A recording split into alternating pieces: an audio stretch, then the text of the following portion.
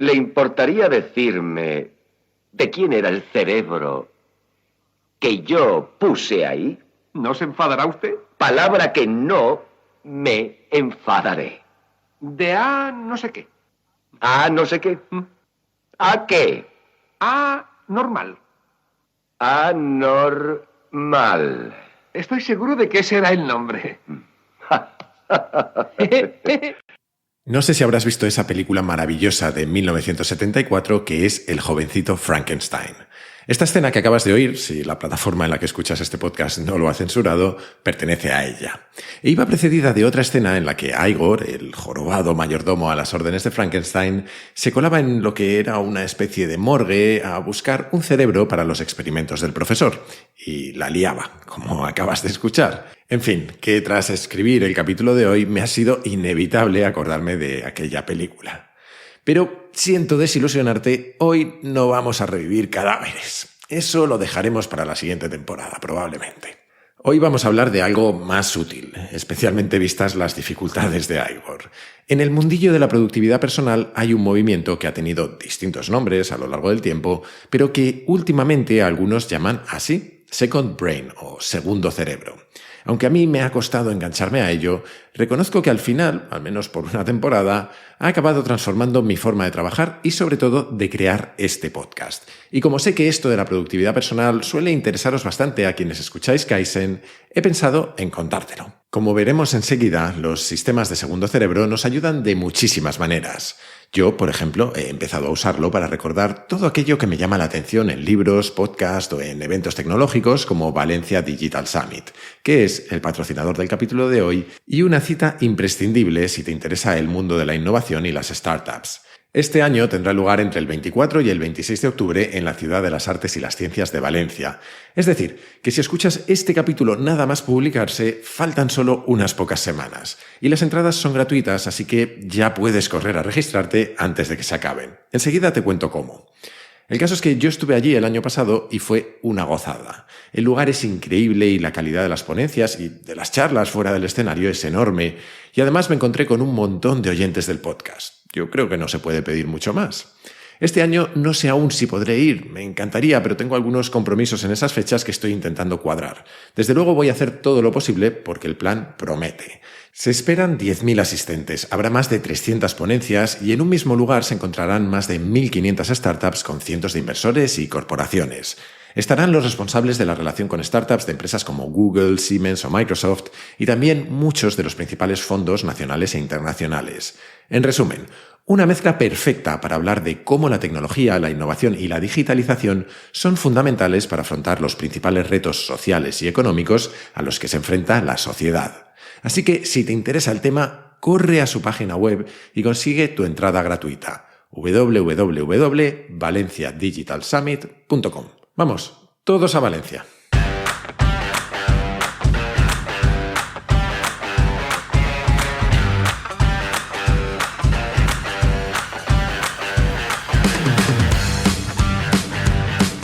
Soy Jaime Rodríguez de Santiago y esto es Kaizen, el podcast para mentes inquietas en el que te acerco a personas, a ideas y a técnicas fascinantes de las que aprender cada día.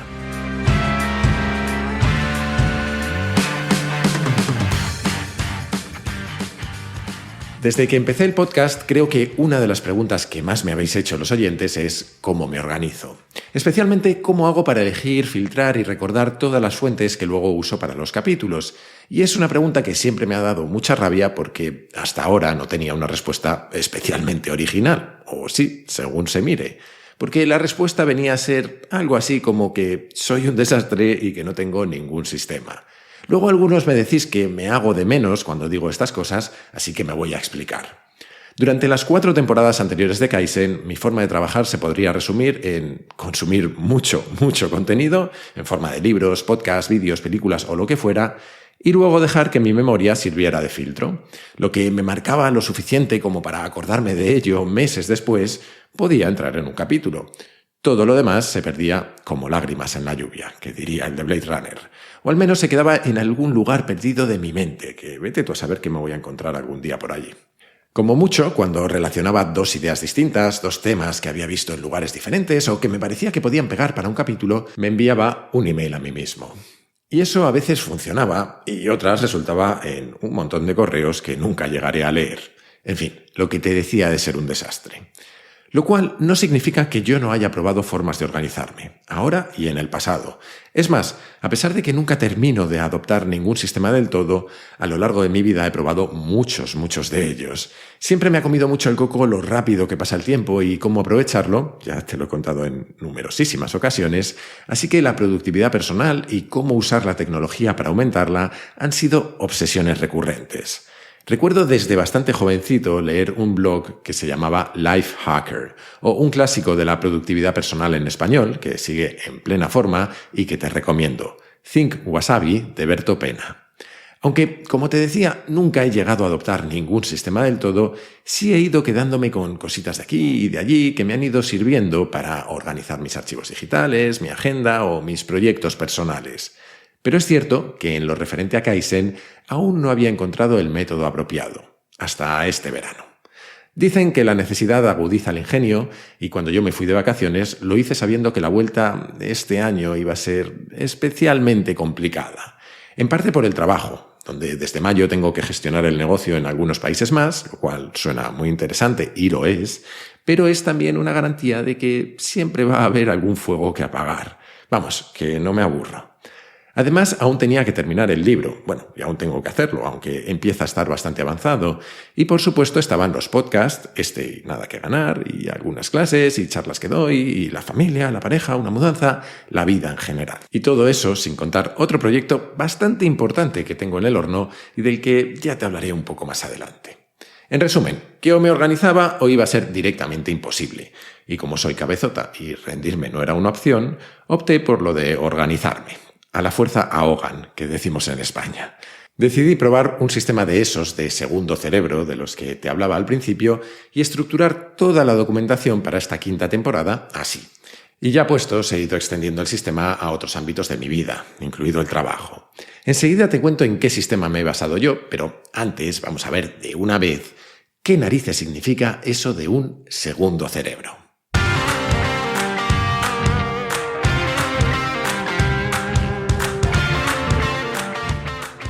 El otro día descubrí una frase que me encantó. Todas las generaciones se creen que han inventado el sexo y todas se equivocan.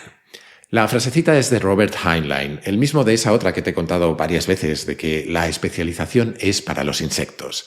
En realidad, él se refería a algo bastante interesante y es cómo nos sentimos cada uno de nosotros a medida que atravesamos distintas fases en el transcurso de nuestras vidas. Pero eso lo dejaremos para otro momento. Lo cierto es que, por más que ahora se ponga de moda, de alguna manera esto de los segundos cerebros existe desde que inventamos la escritura. Seguro que has oído alguna vez decir que algo es un lugar común, lo que significa que es una expresión o una idea general, como lo son los refranes, por ejemplo. En la antigüedad, y especialmente en el Renacimiento y el siglo XIX, existían lo que se llamaban libros de lugares comunes, donde la gente recopilaba de todo, proverbios, poemas, citas, recetas, en fin. Todo aquello que querían recordar. El filósofo John Locke llegó a escribir todo un tratado sobre cómo hacer libros de lugares comunes en el que daba consejos acerca de cómo organizar el contenido y elaborar índices, por ejemplo.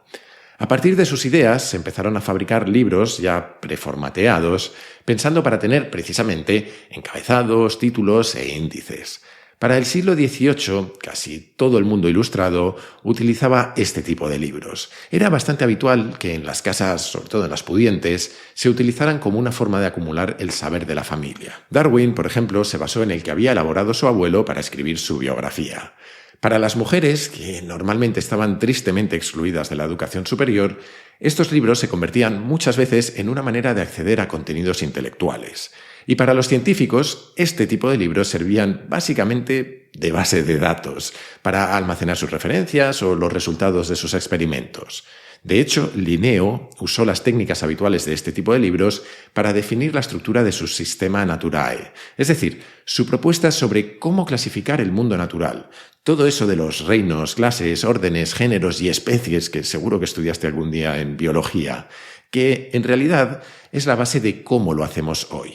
Vamos, que llevamos tratando de conservar, categorizar y ser capaces de recuperar aquello que aprendemos casi toda nuestra historia. Yo no soy nieto de Darwin, pero mi abuelo materno era un tipo peculiar en lo que a almacenar información se refiere. Más que libros de lugares comunes, él tenía su propio sistema. Conservaba archivadores y libretas perfectamente organizados en los que apuntaba todo tipo de cosas. Por supuesto, los cumpleaños de todos sus nietos, pero también el historial médico de sus hijos, las fechas en las que se casó cada uno en la familia, o apuntes sobre quién gobernaba en España en cada época y qué eventos importantes sucedieron. Todo lo que te puedas imaginar. Por supuesto, guardaba y clasificaba también recortes de periódicos sobre los temas que le interesaban. Yo creo que me contagié de parte de su forma de ser. Siempre me fascinó su capacidad para almacenar información, aunque la parte de organizarla me parecía siempre también la más aburrida. Y creo que en eso se resume mi relación con los sistemas de almacenamiento de conocimiento hasta el día de hoy. Siempre he consumido muchísima información y contenido, a veces he intentado guardarlo y casi nunca he sido capaz de mantenerlo medianamente ordenado.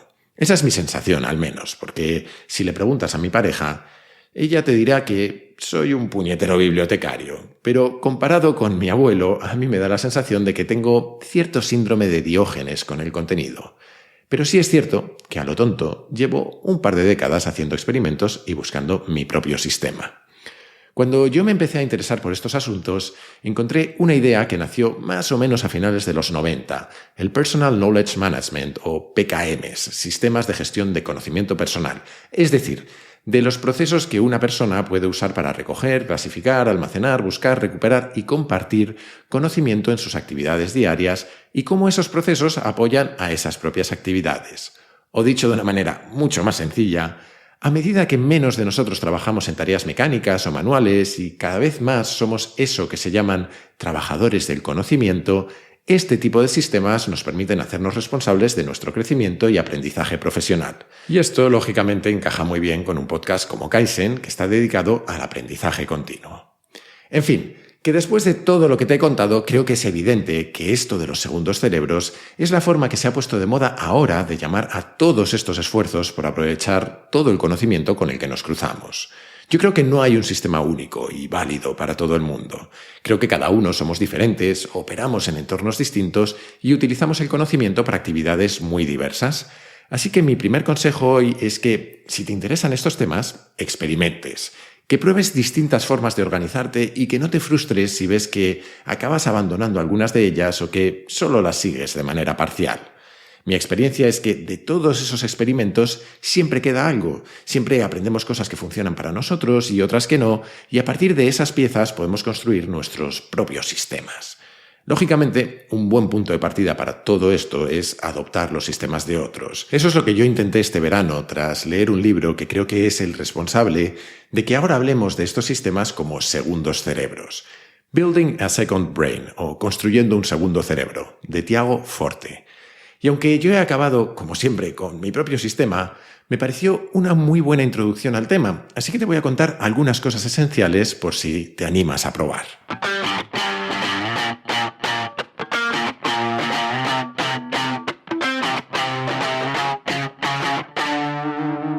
Hoy no te voy a hablar de mi método, si es que se le puede llamar así, sino del de Tiago Forte, pero si te interesa conocer el mío o tienes cualquier otra pregunta o reflexión, te recuerdo que esta temporada he abierto un número de teléfono al que puedes enviar tus notas de audio por WhatsApp.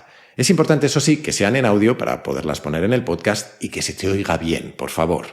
Ya he recibido muchas, así que seguro que pronto dedicamos un capítulo especial a responderlas. Si te apetece participar en Kaizen, ya sabes, envía tus notas de audio al siguiente número, 683-172-622. Eso sí, si lo haces desde un número que no sea de España, tendrás que añadir el prefijo 34 delante. Aquí te espero.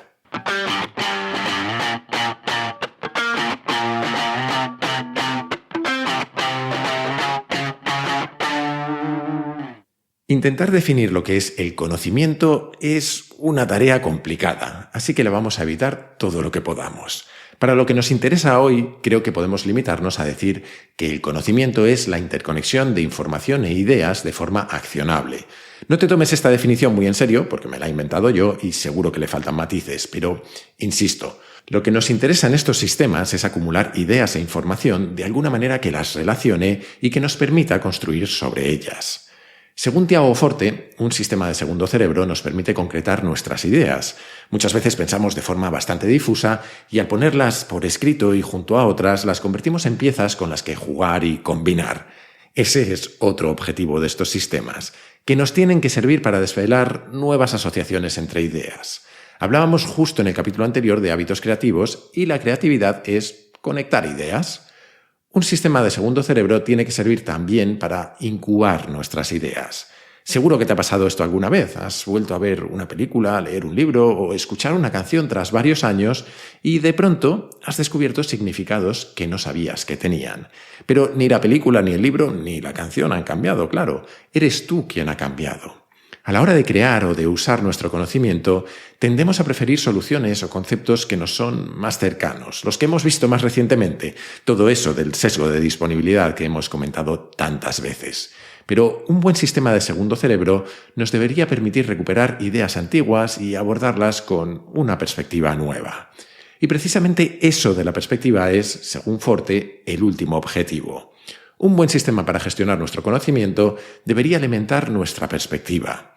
A veces nos sentimos bloqueados y no sabemos cómo argumentar una posición en una reunión o cómo seguir creando capítulos de un podcast sobre, toma de decisiones, por poner un ejemplo. Y el problema no somos nosotros, sino es que hemos agotado las fuentes en las que nos basamos. Un buen sistema tiene que servir para rellenar nuestro pozo de ejemplos, imágenes, historias, estadísticas, conversaciones o lo que sea. A la hora de construir su sistema, Forte se ha inventado un método que llama CODE, o más sencillo, CODE, C-O-D-E, que son las siglas de captura, organiza, destila y expresa. Lo de capturar yo creo que es bastante evidente, pero tiene algunos puntos importantes. Por encima de todos, al menos para mí, la exigencia. A medida que la tecnología nos facilita capturar información sin esfuerzo, es muy fácil acabar guardando de todo. Por ejemplo, yo leo casi todo en formato digital y lo que subrayo acaba almacenado en la nube. Es una tentación enorme subrayar cada cosa que te llama un poco la atención, pero esa es una fórmula estupenda para acabar con un síndrome de Diógenes digital como la copa de un pino. La sugerencia de Forte es que seas muy exigente con aquello que dejas entrar en tus archivos. Básicamente, que te quedes solo con lo que sea realmente nuevo, inusual o potencialmente útil. También te digo que esto es más fácil de decir que de hacer. Como una regla general, él sugiere que lo suyo es no capturar más del 10% de la fuente original. Vamos, que de un libro de 200 páginas no guardes más de 20. Personalmente, me sigue pareciendo muchísimo. Y mi forma de aproximarlo es algo diferente. Yo guardo lo que llamo punteros de información, que son aquellas ideas o frases que, cumpliendo con eso de ser nuevas, inusuales o potencialmente útiles, sé que al leerlas van a llamar mi atención de nuevo o las voy a relacionar con algo y de las que sé que, llegado el momento, puedo tirar del hilo para ampliarlas. Por ponerte un ejemplo más tangible, el capítulo anterior, el de creatividad, estaba lleno de referencias sobre Miguel Ángel, sobre un poeta libanés, la música de Mahler o Satie o yo qué sé, la historia de Paul Auster y no salir nunca de casa sin lápiz. De todas ellas, en mi sistema actual intento guardar solo lo mínimo, un pequeño fragmento, una frase o el principio y el final de la historia. Es decir, pequeños marcadores que me sirvan para identificar de qué va y dónde lo vi, sin necesidad de guardar todo el contenido. En el método de Forte decíamos que la O es de organizar, o como también lo define él, de guardar para poder accionar. Una metáfora que también está bastante de moda es llamar a estos sistemas jardines de conocimiento, que son sitios por los que pasear, a veces por los caminos más habituales y organizados, y otros vagando por territorios que no solemos explorar. Los jardines son naturales, pero no suceden por casualidad. Alguien tiene que plantar, regar, podar y, en general, cuidarlos. Según Tiago Forte, la mejor forma de almacenar nuestras notas es orientarlas a la acción, según los proyectos en los que estemos trabajando en cada momento. Es decir, que el orden se tiene que corresponder con cómo de inmediatamente útil o no sea cada pieza para cualquiera de nuestros proyectos. Más concretamente, él habla de un sistema que llama PARA, P-A-R-A, proyectos, áreas, recursos y archivos. Le gustan las siglas al amigo Forte. Y propone que organices tus carpetas y tus notas así, según esas categorías. Para empezar, los proyectos son todos esos esfuerzos a corto plazo que haces en el trabajo o en tu vida. Tienen una fecha de inicio y otra de fin y son los más accionables porque te estás enfocando en ellos ahora mismo. y además tienen un resultado claro. Puede ser publicar un capítulo de podcast, irte de viaje o entregar un informe en el trabajo. Cuando terminen, perderán tu foco. En segundo lugar están las áreas, que son más a largo plazo y menos accionables de forma inmediata. Un área puede ser gestionar tus finanzas personales o tu salud o lo relativo a tu familia, y aquí almacenas todo lo que sea útil para cuando tienes que actuar sobre ello. Por ejemplo, una nota para seguir cuánto deporte haces o cómo evoluciona tu presupuesto o lo que sea. En tercer lugar están los recursos, que son básicamente todo lo demás. Todo aquello que te interesa pero que no encaja con ninguno de tus proyectos o áreas va aquí. Simplemente son lugares en los que almacenar referencias futuras ordenadas por temas, desde películas que ver alguna vez en tu vida hasta, notas sobre modelos mentales que quieres recordar o, en el ámbito laboral, ideas para futuros proyectos en tu empresa. Y por último están los archivos, que son exactamente lo que parece que son. Un lugar donde dejar aquellas notas o elementos que antes fueron proyectos, áreas o recursos, pero que no crees que vayas a volver a utilizar, aunque quieres guardar por si acaso. La gracia de los archivos es básicamente quitar cosas de la vista sin miedo a perderlas para siempre. Vale, eso respecto a la organización. Volviendo a todo eso del método CODE, la D, decíamos, significa destilar, es decir, encontrar la esencia detrás de cada idea. Básicamente de lo que trata aquí Forte es de cómo trabajar en distintos niveles de profundidad para facilitar descubrir el contenido de un elemento de nuestro sistema, o en palabras más normales, cómo asegurarnos de que de un vistazo sabemos de qué va cada nota o imagen o enlace que hemos almacenado.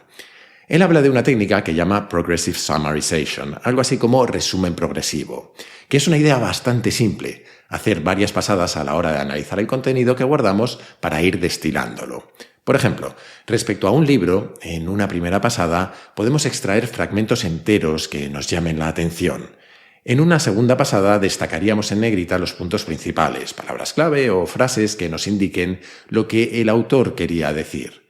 En tercer lugar, de todo lo que hemos puesto en negrita, subrayaríamos solo lo mejor de lo mejor. El truco aquí, según él, es ser, de nuevo, muy exigente. En este nivel de todo el libro solo deberían salvarse unas pocas frases. Como regla general, él dice que el resultado de cada pasada debería ser un 10 o un 20% de la anterior. Y por último habría una cuarta capa, que él dice que no suele ser necesaria. Una especie de resumen hecho por ti mismo que se pone al principio de la nota. Él dice que sabes que esto es necesario cuando te das cuenta de que vuelves una y otra vez a la misma nota. Yo, todo esto, no te voy a engañar, no lo hago. Ya te he dicho que, al menos de momento, lo que intento es guardar punteros o marcadores de información, pero cada uno somos diferentes. Y para terminar con el método de Forte llegamos a la E, eso de expresar. Porque el objetivo final de todo esto es, de una forma u otra, compartir nuestras ideas o nuestro conocimiento, ponerlo en uso de alguna manera. Puede ser creando algo, o contribuyendo a un proyecto, o escribiendo un informe, o tomando decisiones. Porque si no es para usarlo, ¿para qué queremos almacenar el conocimiento? La idea aquí es que, con todo lo que hemos almacenado, podemos ir creando pequeños paquetes intermedios de conocimiento. Pueden ser esas notas destiladas de las que hablábamos antes, o archivos en los que mezclamos distintas ideas en un orden concreto, cosas sobre las que estamos trabajando o incluso proyectos terminados. Por ponerte un ejemplo más concreto, para los capítulos de esta temporada del podcast, yo lo que hago es que creo una nota en la que voy enlazando o pegando ideas que tengo almacenadas en mi sistema.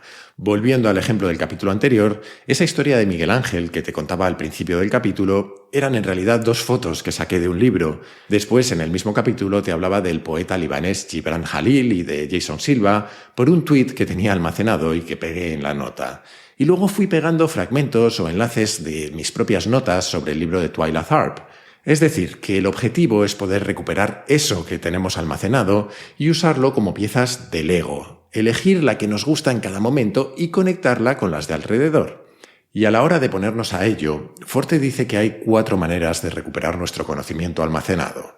La búsqueda, usando un buscador, lógicamente, la navegación, es decir, recorrer de forma ordenada nuestro almacén, las etiquetas, que es una forma de conectar elementos que pertenecen a proyectos o áreas que no están juntos en la misma carpeta, por ejemplo, y por último, la serendipia, es decir, vagar por nuestro jardín y ver qué se nos ocurre con lo que vamos encontrándonos. Además de todo esto, Forte habla de maneras de trabajar y de crear de forma divergente y convergente. Es decir, que hay etapas y momentos en los que lo que intentamos es abrir campos de posibilidades y luego hay etapas en las que lo que hacemos es seleccionar y tejer algunos de esos hilos para unirlos en lo que sea que queremos crear. Pero no me voy a extender porque de alguna manera lo trataremos al seguir con la serie sobre creatividad. Creo que te habrás fijado que deliberadamente no he hablado de ningún programa ni de ninguna tecnología específica hasta ahora en el capítulo. Y lo he hecho así porque uno de mis aprendizajes en todos estos años es que tendemos a elegir la herramienta que usa el de al lado sin pensar en cómo queremos organizarnos ni si es buena para nosotros. Aquí, de nuevo, yo te invito a experimentar y probar distintas herramientas antes de quedarte con una sola. Pero para que sepas por dónde empezar, te voy a dar un par de pistas y te voy a dejar también los enlaces a ambas en las notas del capítulo. La primera es que yo uso un programa que se llama Notion, porque me he adaptado a él. Y la segunda es que en España tenemos a una gran experta en Notion, Elena Madrigal, que además ha sido la encargada de crear la Kaizenpedia, una base de datos precisamente en Notion, perfecta para alimentar un sistema de segundo cerebro con todos los capítulos que van saliendo en Kaizen, los guiones, los enlaces a los libros, autores y referencias que he ido comentando en los 140 capítulos que llevamos. Bueno, 141 con este. Si te interesa, que sepas que está disponible a través de la comunidad Kaizen.